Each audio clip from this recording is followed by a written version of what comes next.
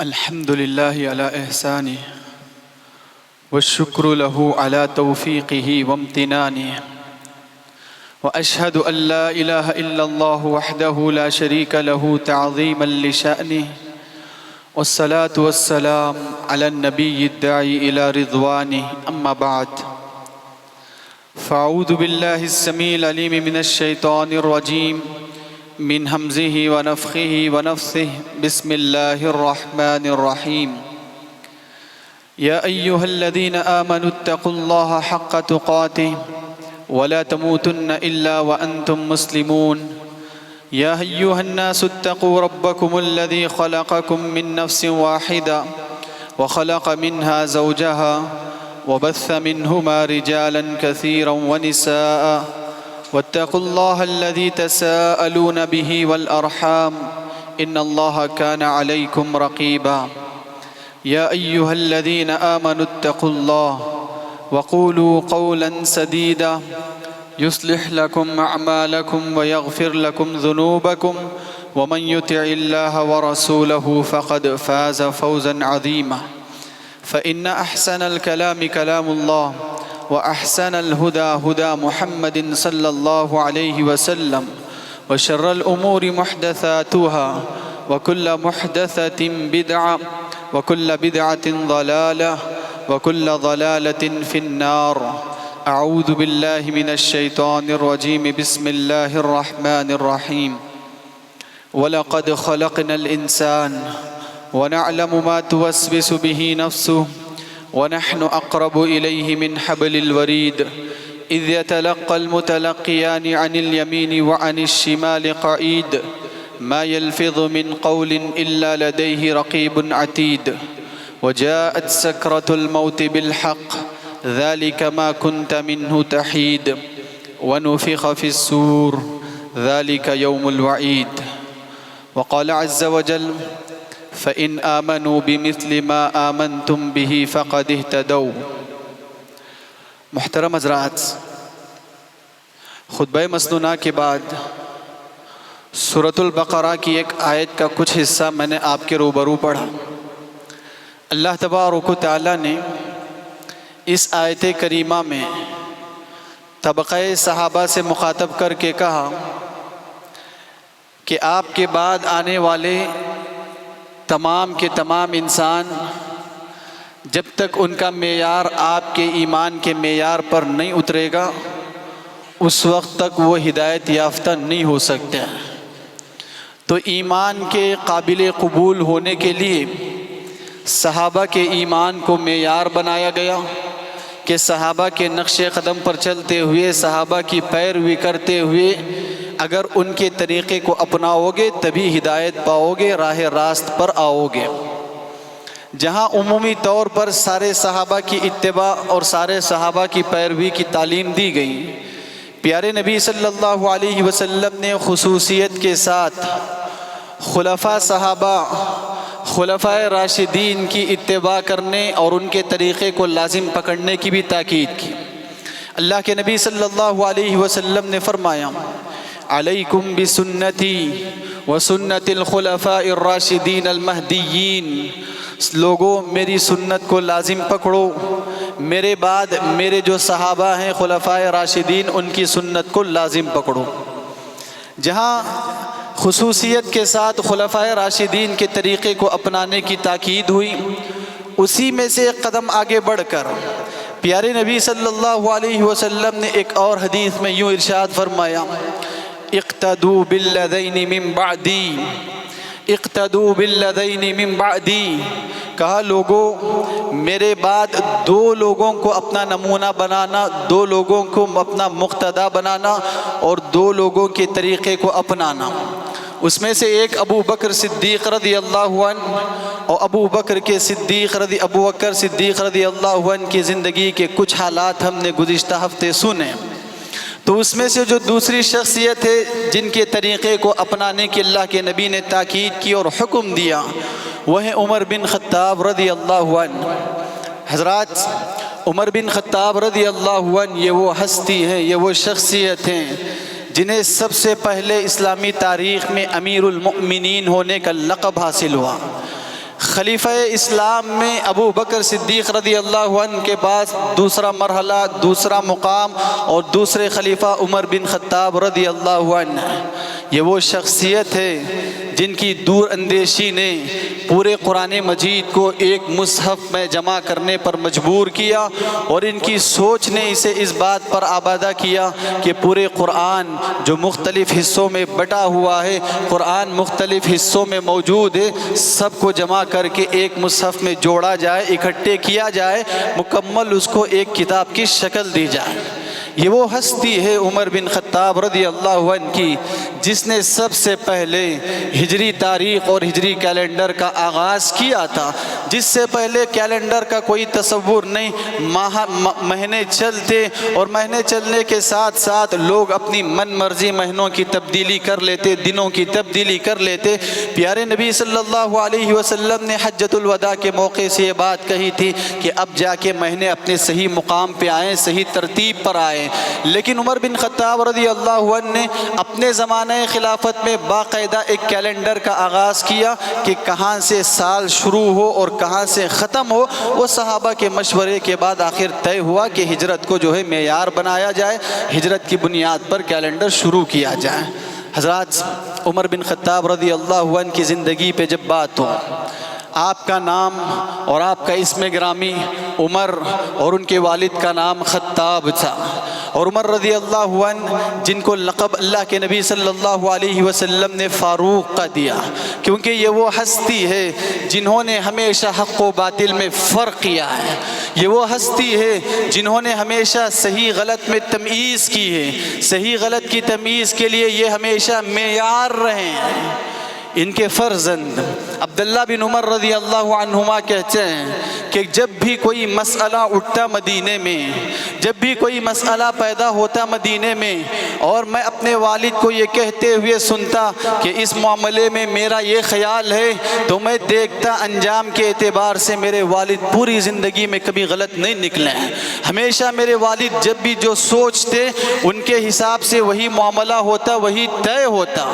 اور خود اللہ کے نبی صلی اللہ علیہ وسلم نے فرمایا، عمر جب بھی کسی مسئلے میں کچھ کہہ دیتے، آسمان سے انہی کی تائید میں آیتیں نازل ہو جاتی۔ اللہ کے نبی صلی اللہ علیہ وسلم نے حضرت عمر کے سلسلے میں کہا، ان اللہ کتب الحق علی لسان عمر، کہ اللہ تبارک و تعالیٰ نے حضرت عمر کی زبان پہ حق لکھ دیا ہے، وہ جب بھی بولیں گے حق بولیں گے، وہ جب بھی بات کریں گے سچ بات کریں گے، ان کی زبان سے نکلنے والا ہر جملہ حق پر مبنی ہوگا، صداقت پر مبنی ہوگا۔ عمر بن خطاب رضی اللہ عنہ کی بے شمار خصوصیات ہیں۔ دیکھیے، خصوصیات سے پہلے حضرت عمر اسلام میں آنے سے پہلے، مسلمان ہونے سے پہلے، مسلمانوں کے جو بڑے بڑے دشمن تھے، مسلمان اور اسلام کے مخالفین جو تھے، ان میں سر فہرست حضرت عمر کا نام آتا۔ حضرت عمر یہ وہ ہستی تھے جنہوں نے مسلمانوں کو اسلام لانے پہ مارا بھی تھا، پیٹا بھی تھا، تکلیفیں دی بھی تھیں، اذیتیں پہنچائی بھی تھیں۔ حضرت عمر نے مسلمانوں کو کئی ایک طرح سے ظلم کا نشانہ بنایا بھی تھا۔ پیارے نبی صلی اللہ علیہ وسلم نے دیکھا اسلام کے آغاز میں مسلمان کمزور ہیں، مکے میں مسلمان چھپ چھپے جی رہے ہیں، کسی کے ہمت کی یہ بات نہ تھی، کسی کے بس کی یہ بات نہ تھی اسلام لانے کے بعد کوئی کسی کو یہ بتا سکے کہ میں مسلمان ہوا ہوں۔ اسلام لانے والے پہلے سے کم، اور جو بھی اسلام لاتے وہ بھی چھپ چھپے اسلام لاتے۔ کب کون اسلام لایا یہ بات سامنے تک نہ آتی، کیونکہ جان کا ڈر تھا، جان کا خدشہ تھا۔ پیارے نبی صلی اللہ علیہ وسلم نے مسلمانوں کی یہ مجبوری دیکھی، مسلمانوں کی یہ کمزوری اور بے بسی آپ نے دیکھی۔ اللہ تبارک و تعالیٰ سے آپ نے دعا کی، اللہم اعز الاسلام، اللہم اعز الاسلام باحب الرجلین۔ کہا اے اللہ، دو شخصیات ہیں مکے کی جن کا بڑا اثر و رسوخ ہے، اے اللہ جن کا بڑا مقام ہے، جن کا بڑا روب و دبدبہ ہے مکے میں، دو شخصیات ایسی ہیں، ایک ہے ابو جہل اور دوسرا ہے عمر بن خطاب۔ اے اللہ یہ دو شخصیتوں میں جو تیرے پاس سب سے زیادہ محبوب ہے، اے اللہ آج اسلام کے لیے میں اسے مانگتا ہوں، اے اللہ آج اسلام کی عزت کے لیے، اسلام کی مدد کے لیے اور اسلام کی مضبوطی کے لیے اے اللہ ان دو شخصیتوں میں سے کسی ایک کا میں سوال کرتا ہوں۔ ایک حدیث میں یہاں تک آیا کہ پیارے نبی نے صاف الفاظ میں اللہ سے دعا کی، اللہم اعز الاسلام بعمر، اے اللہ عمر کے ذریعے سے اسلام کو تقویت دے، اسلام کو تائید دے، اے اللہ اسلام کی مدد فرما۔ پیارے نبی صلی اللہ علیہ وسلم کی دعا کا نتیجہ تھا کہ حضرت عمر رضی اللہ عنہ کا دل اسلام کے لیے پگھل گیا۔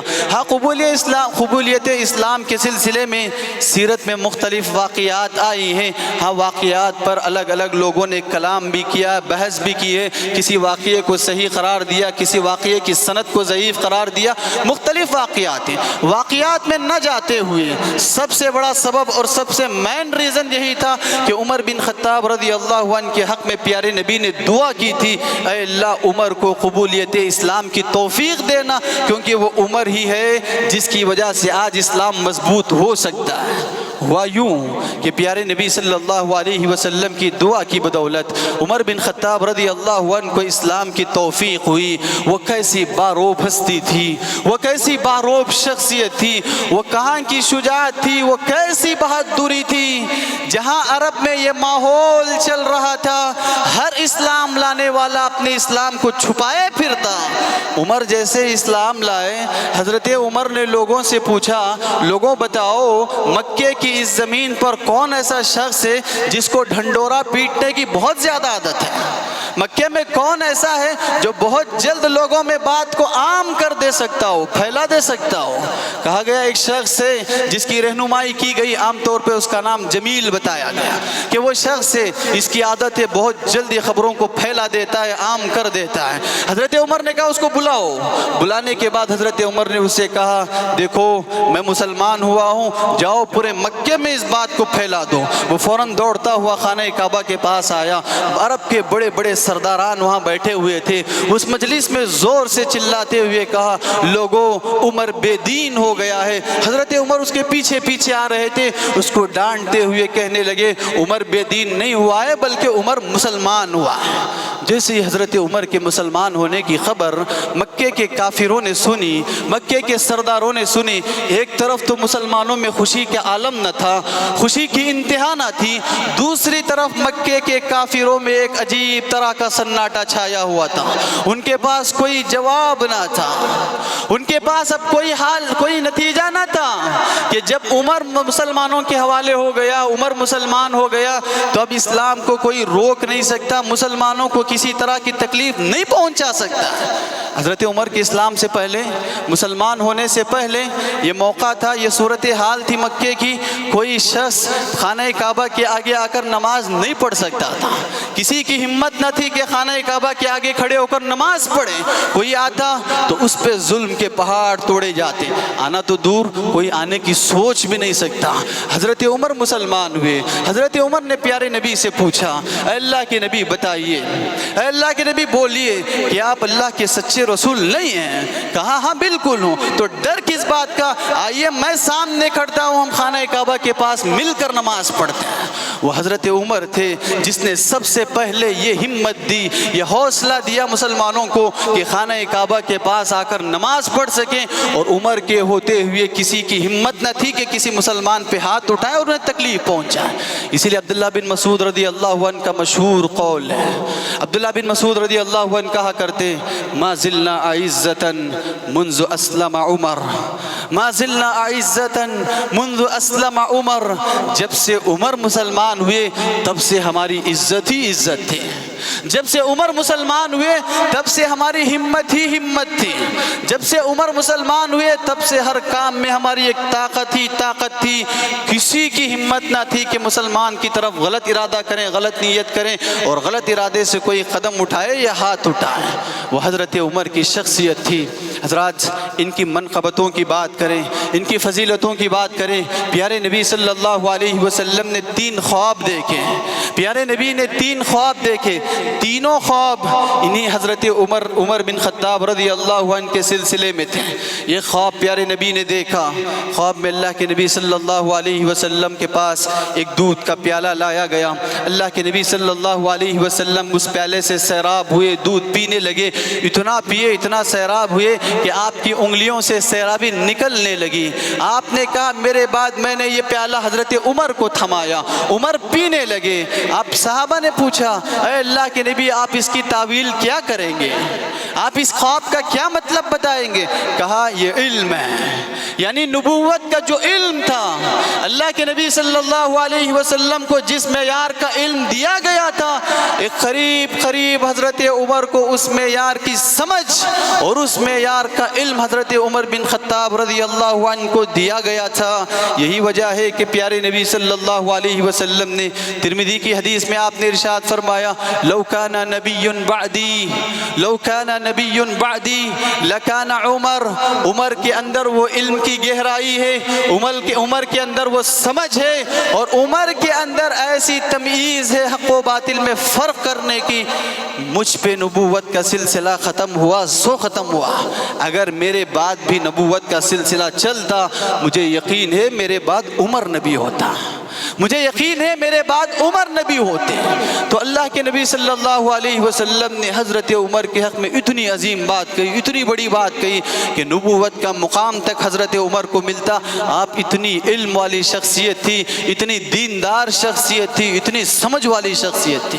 ایک دوسرا خواب پیارے نبی نے دیکھا، وہ خواب یہ کہ آپ کہتے ہیں میرے پاس میرے امتیوں کو لایا گیا، مجھے میرے امتی دکھائے گئے، اس میں سے ہر کوئی اپنا قمیص پہنا ہوا تھا، کسی کا قمیص سینے تک تھا، کسی کا قمیص تھوڑا اور زیادہ تھا۔ میں نے دیکھا انہی میں سے عمر کو لایا گیا، عمر جو قمیص پہنے ہوئے ہیں وہ ٹخنوں سے بھی نیچے ہے، پوری طرح ڈوبے ہوئے ہیں اس قمیص میں، وہ اس کو گھسیٹتے ہوئے آ رہے ہیں حضرت عمر۔ صحابہ نے پوچھا اللہ کے نبی آپ اس کے سلسلے میں کیا بولیں گے، اس خواب کی آپ کیا تعبیر بتائیں گے؟ پیارے نبی نے کہا دین، یعنی عمر کی دینداری ایسی ہے سر سے لے کر پیر تک عمر دینداری میں ڈوبے ہوئے ہیں، عمر مکمل طور پر سر سے لے کر پیر تک دیندار ہیں، ان کی ہر حرکت میں دینداری اور ہر کام میں وہ دین کا لحاظ رکھتے ہیں، دین کو مقدم رکھتے ہیں۔ پیارے نبی نے ایک اور خواب دیکھا، اللہ کے نبی صلی اللہ علیہ وسلم نے کہا میں سویا ہوا تھا، مجھے جنت کی سیر کرائی گئی، مجھے جنت کی سیر کرائی گئی۔ پیارے نبی صلی اللہ علیہ وسلم کہتے ہیں جنت میں ایک خوبصورت محل دیکھا، میری خواہش ہوئی کہ اس محل میں داخل ہوں، کیونکہ باہر سے ہی بڑا خوبصورت تھا، اندر جا کے دیکھا جائے اس کی خوبصورتی کا کیا عالم ہے۔ میں قریب پہنچا، دیکھا محل کے قریب ایک عورت وضو بنا رہی تھی۔ میں نے جبرائیل سے پوچھا اے جبرائیل یہ کون عورت ہے، یہ عورت کون ہے؟ جبرائیل نے کہا یہ عمر کی بیوی ہے، یہ عمر کی زوجہ ہے۔ پیارے نبی کہتے ہیں جیسے ہی میں نے سنا یہ عمر کی زوجہ ہے، مجھے عمر کی غیرت یاد آئی۔ یہ اللہ کے نبی حضرت عمر کو سنا رہے فَذَكَرْتُ غَيْرَتَكَ ثُمَّ وَلَّيْتُ مُدْبِرًا، اے عمر مجھے تمہاری غیرت یاد آئی تو میں خاموش واپس پلٹ گیا، اندر جانا مناسب نہ سمجھا۔ حضرت عمر سننا تھا، رو پڑے، اللہ کے نبی صلی اللہ علیہ وسلم سے کہنے لگے علیک اغار یا رسول اللہ، علیک اغار یا رسول اللہ، اے اللہ کے نبی میری غیرت اوروں کے حق میں الگ ہے کہ آپ کے حق میں بھی میری غیرت ہوگی کیا، کہ آپ کے سلسلے میں بھی میری غیرت جاگے گی کیا؟ آپ داخل ہو جاتے تو میرے لیے بڑے شرف کی بات ہوتی، بڑی اچھی بات ہوتی۔ تو اللہ کے نبی صلی اللہ علیہ وسلم نے 3 خواب دیکھے، تینوں خوابوں میں حضرت عمر کا آپ نے تذکرہ کیا، بلکہ بألفاظ دیگر حضرت عمر کے جنتی ہونے کی اللہ کے نبی صلی اللہ علیہ وسلم نے بشارت دی۔ اور وہ مجلس بڑی مشہور مجلس جس میں پیارے نبی نے ایک ہی مجلس میں 10 صحابہ کو جنتی ہونے کی خوشخبری سنائی، اس میں سے ابو بکر صدیق رضی اللہ عنہ کے بعد عمر بن خطاب رضی اللہ عنہ کو پیارے نبی نے جنتی ہونے کی ضمانت دی۔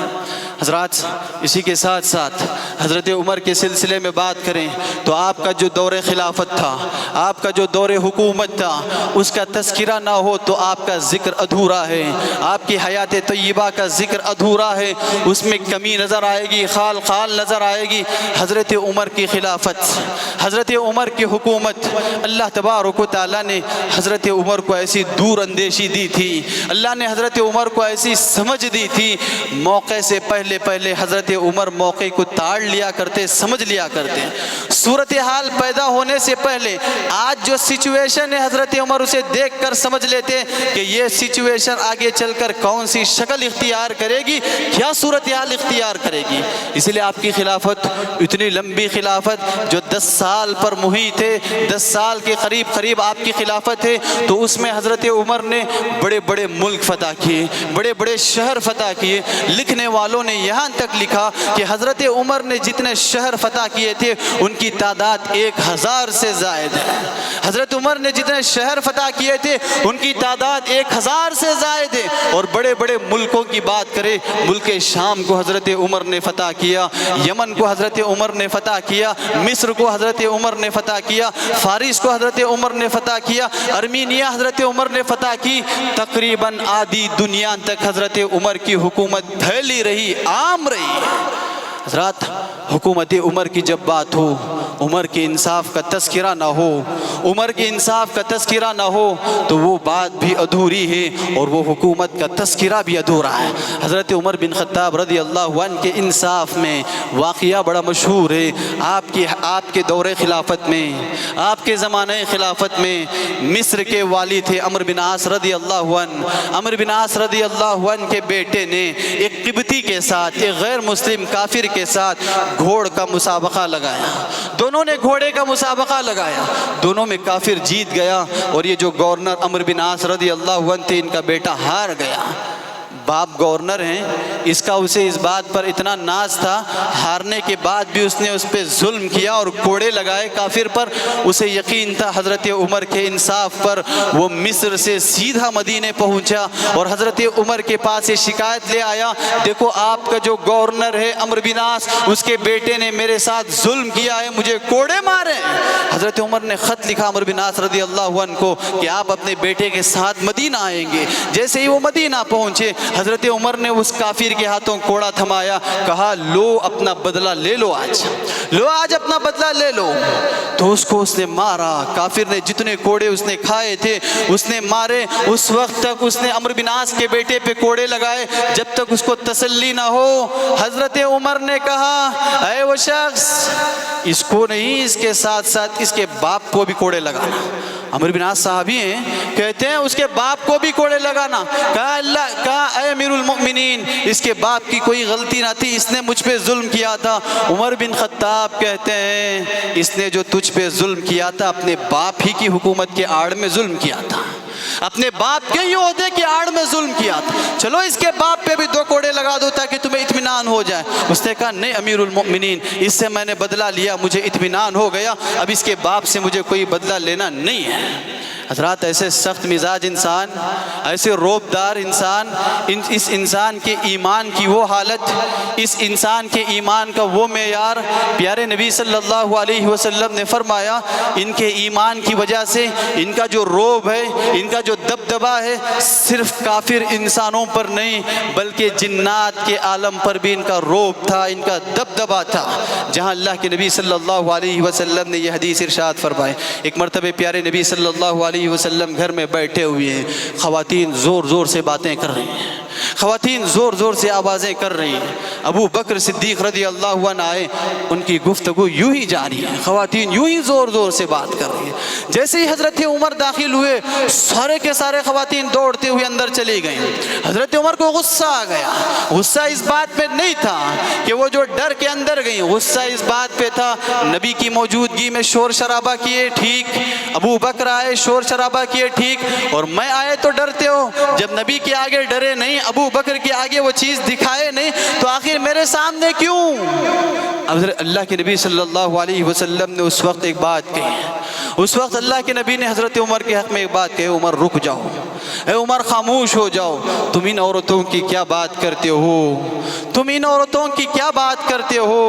ما لقیک شیطان فجا سالکا فجا لسلک الشیطان فجا غیر فجک۔ کہا اے عمر ما لقیک شیطان سالکا فجا، جب بھی تم مدینے کی کسی گلی سے گزرتے ہو شیطان دیکھتا ہے تم اس گلی سے آ رہے ہو، شیطان بھی اپنا راستہ بدل لیتا ہے، وہ اپنی گلی بدل لیتا ہے۔ جب شیطان کا یہ عالم ہے جو بیٹھا ہی ہے انسان کو گمراہ کرنے کے لیے، تو ان انسانوں کی بات کیا کرتے ہو، ان کے ڈر اور خوف کی بات کیا کرتے ہو؟ تو ایمان کا وہ معیار تھا، ایمان کی وہ طاقت تھی۔ یہاں صرف بہادری کی بات نہیں، جتنی بہادری حضرت عمر کے اندر تھی، بہادری کے ساتھ ساتھ اللہ کا خوف بھی ویسے ہی تھا۔ اللہ رب العزت کے ڈر اور خوف کو یاد کر کے ویسے ہی رویا کرتے، ویسے ہی آنسو بہایا کرتے۔ حضرت عمر بن خطاب رضی اللہ عنہ، اللہ تبارک و تعالیٰ کا اتنا خوف، اللہ کا اتنا ڈر کہ پیارے نبی صلی اللہ علیہ وسلم نے عمر بن حذیفہ بن یمان رضی اللہ عنہ، صاحب سر رسول اللہ، کہ اللہ کے نبی کے رازدار صحابی ہیں، اللہ کے نبی نے ان کو ایسی ایسی باتیں بتائی تھی جو عام صحابہ کو نہیں بتائے تھے۔ وہ رازدار صحابی تھے، آپ اپنا ہر راز انہی کو بتاتے۔ ان رازوں میں سے ایک راز تھا، حذیفہ بن یمان کو بتایا گیا تھا کہ مدینے میں کون کون منافق ہے، مدینے میں کون کون منافق ہے، یہ حضرت حذیفہ بن یمان کو بتایا گیا تھا۔ عمر کی جب خلافت آئی، حضرت عمر بن خطاب رضی اللہ عنہ نے پوچھا حذیفہ بن یمان سے، اے حذیفہ بتاؤ اللہ کے نبی نے تمہیں جو منافقین کی فہرست بتائی ہے، منافقین کے جو نام بتائے ہیں کہ مدینے میں فلاں فلاں فلاں منافق ہے، ایسے ایمان والے صحابی حضرت حذیفہ سے پوچھتے ہیں، اے حذیفہ کہیں ان منافقین کی فہرست میں میرا نام تو نہیں؟ اے حذیفہ کہیں ان منافقوں کی لسٹ میں میرا نام تو نہیں؟ ایسا ڈر اپنے ایمان کو لے کر اس ہستی کو جس کے ایمان کا یہ معیار ہے، اور ہم اپنے ایمان کو لیے بڑی بے خوفی کی زندگی گزار رہے ہیں۔ ہم اپنے ایمان کو لیے بڑے نڈر اور شجاعت اور بہادری کا مظاہرہ کرتے ہیں، اور ہمیں اپنے ایمان پہ اتنا ناز بھی ہے، جبکہ اس معیار کا ایمان ہو کر ان کو ذرا برابر ناز نہ تھا بلکہ ڈر تھا الٹا۔ حضرات اسی کے ساتھ ساتھ حضرت عمر بن خطاب رضی اللہ عنہ، ان کی احساس ذمہ داری ایسی، ان کے احساس ذمہ داری ایسی، جو ہستی، جو صحابی تقریباً آدھی دنیا کے مالک ہوں، آدھی دنیا کے حاکم ہوں، احساس ذمہ داری اندر سے یوں کھائی جاتی، یوں تڑپ اٹھتے احساس ذمہ داری کو یاد کر کے۔ حضرت عمر کا وہ مشہور جملہ ہے جس میں حضرت عمر نے کہا تھا، لو اثرت بغلة في العراق لو اثرت بغلة في العراق لخشيت ان يسألني الله عز وجل يوم القيامة لما لم تصلح لها الطريق يا عمر۔ حضرت عمر کہتے ہیں مجھے ڈر ہے اس بات کا کہ حضرت عمر مدینے میں بیٹھے ہوئے ہیں، ملک شام میں، سیریا میں اگر کوئی خچر ٹھوکر کھا کے گر جائے، مجھے خدشہ ہے اس بات کا کہ اللہ کل روز قیامت یہ پوچھ نہ لے، اے عمر حکومت تمہاری تھی، راستے ٹھیک کیوں نہیں کروائے؟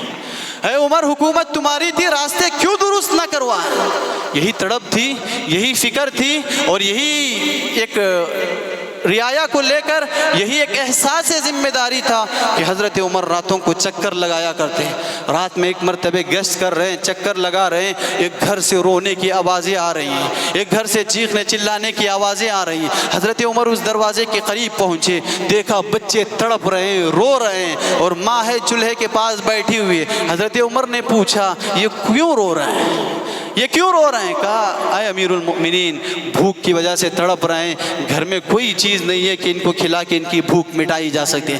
حضرت عمر نے پوچھا چولہا تو جلا ہے، ہانڈی تو رکھی ہوئی ہے؟ کہا اے امیر المؤمنین، ہانڈی میں صرف پانی ہے، یہ بچوں کو ایک وہم میں ڈالا جا رہا ہے کہ کچھ نہ کچھ پک رہا ہے کہ بچے اس کے انتظار میں سو جائیں۔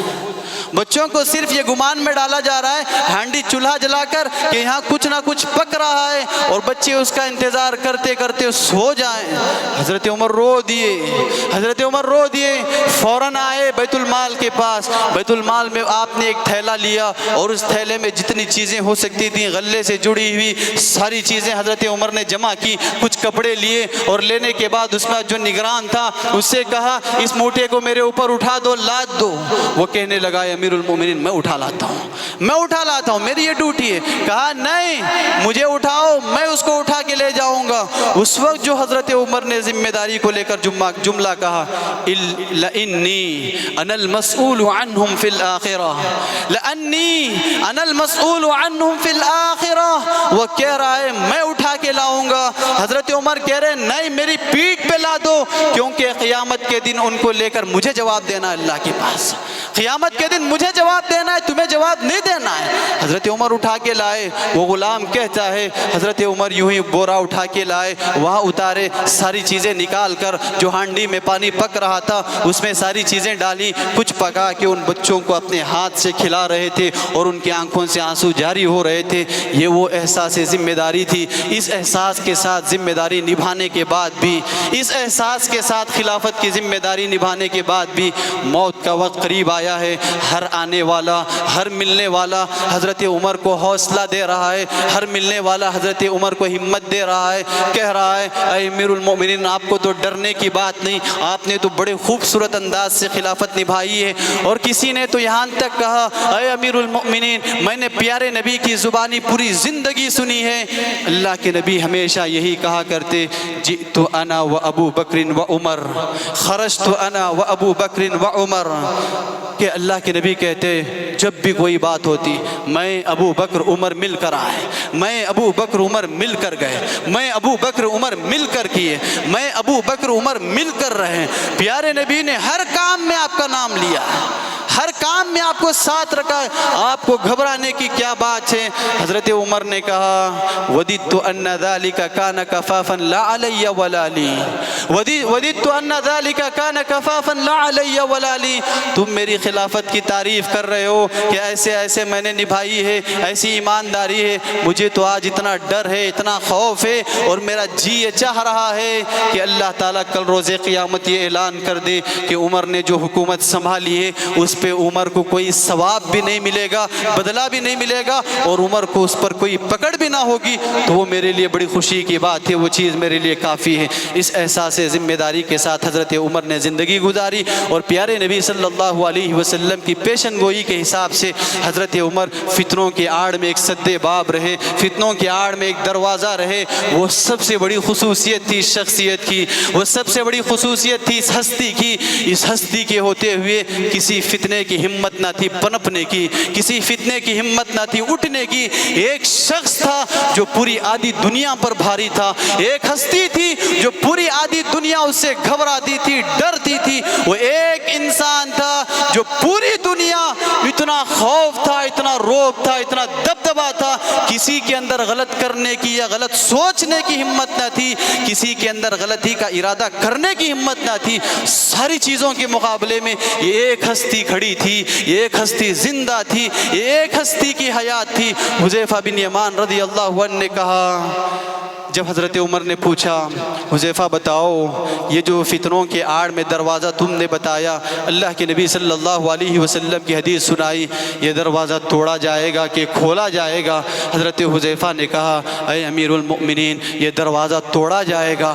آخر یہ وقت آیا بھی، ایک موقع تھا، حضرت عمر فجر کی نماز پڑھا رہے ہیں، ایک یہودی جو صفوں کے درمیان سے گھستا ہوا آیا، صفوں کے درمیان سے گھستا ہوا آیا، ابو لؤلؤ فیروز کے نام سے مجوسی تھا۔ حضرت عمر سے اس کی ایک پرانی دشمنی تھی، اس کا ایک الگ واقعہ کسی موقع سے بتایا جائے گا۔ صفوں کے درمیان سے گھستا ہوا آیا، ایک نیزہ پکڑا ہوا تھا ہاتھ میں، نیزے کے دونوں اطراف میں زہر لگا ہوا تھا۔ حضرت عمر بن خطاب رضی اللہ عنہ کے پیٹ میں وہ نیزہ گھونپا اور فوراً بھاگ نکلا، اڑ نکلا، جتنے لوگ راستے میں آئے سب کو مارتا ہوا نکل گیا۔ حضرت عمر وہیں کے وہیں مسلح پہ ڈھیر ہو گئے۔ حضرت عمر کی جو دعا تھی اللہ تبارک و تعالیٰ سے وہ ہمیشہ دعا کیا کرتے اللہم ارزقنی شہادتا فی سبیلک، اے اللہ تیرے راستے میں شہادت کی موت نصیب کرنا، واجعل موتی فی بلد رسولک، اے اللہ میری موت تیرے رسول کے شہر میں رکھنا۔ تو آپ کی دعا کے مطابق اور پیارے نبی صلی اللہ علیہ وسلم کی پیشن گوئی کے مطابق حضرت عمر کو اس وقت اس نے جو چھرا گھونپا کچھ دنوں تک 1-2 دن تک یہ سلسلہ چلا، علاج معالجے کا جو بھی ہوتا رہا، آخر کار حضرت عمر کی جو جان ہے وہ جان بحق ہو گئے، حضرت عمر کی روح پرواز ہو گئی۔ اس وقت مدینے میں ایک سناٹا تھا، جو دروازہ اس وقت ٹوٹا گیا، جو دروازہ اس وقت توڑا گیا، آج تک وہ دروازہ کبھی جمع نہیں اور قیامت تک کبھی جمنے والا نہیں، کیونکہ وہ عمر تھے جو فتنوں کے لیے آڑ تھے۔ اب عمر کے بعد طرح طرح کے فتنے اٹھے، جو حضرت عثمان کو شہید کر گئے، حضرت علی کو شہید کر گئے، حضرت علی کے بعد حضرت علی کے فرزند حضرت حسن حسین کو شہید کر گئے۔ وہاں سے جو فتنے چلے اب صبح قیامت تک چلنے والے ہیں۔ تو یہ ایک عہد ساز شخصیت تھی، تاریخ ساز شخصیت تھی، جو اللہ کے نبی صلی اللہ علیہ وسلم کی صحبت پائی ہوئی تھی۔ اور صحبت کا یہ عالم، دوستی کا یہ عالم کہ پیارے نبی کی عمر 63 سال، ابو بکر کی عمر 63 سال، عمر کی عمر 63 سال۔ اللہ تعالیٰ نے تینوں دوستوں کو برابر کی عمر دی، 60 پر 3 سالہ کی، اور ساتھ ہی ساتھ اللہ تعالیٰ نے ان کو بھی اعزاز دیا کہ پیارے نبی صلی اللہ علیہ وسلم کے بازو میں دفن ہو، اور ان کے لیے بھی یہ اعزاز اور یہ شرف ملا۔ جیتے جیتے اللہ کے نبی کے ساتھ عالم برزخ میں نبی کے بازو، اور قیامت کے دن بھی انشاءاللہ تعالی نبی کے ساتھ یہ رہیں گے، نبی کے ساتھ ان کا اجتماع ہوگا، ان کا حشر ہوگا۔